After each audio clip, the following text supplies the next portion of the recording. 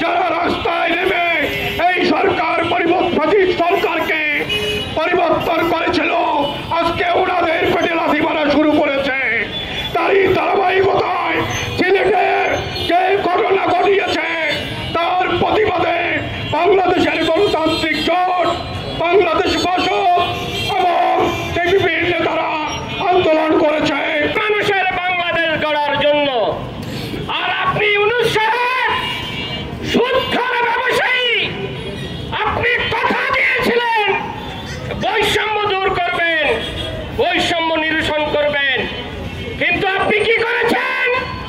ক্ষমতায় বসে নিজের প্রতিষ্ঠানের সমস্ত সুদ মওকুফ করে নিয়েছেন এবং 29 সাল পর্যন্ত আপনার প্রতিষ্ঠানের কর মওকুফ করে নিয়েছেন। আর এদিকে কি করছেন? মেহনতি মানুষ, রিক্সা চালক, ভ্যান চালক, অটো চালক, তাদের পেটে লাথি মারছেন। আর আপনি সিলেট শহরের জমিদার ডিসি সাহেব, আপনি ঘোষণা দিয়েছেন সিলেটে রিক্সা চলবে না, অটো চলবে না।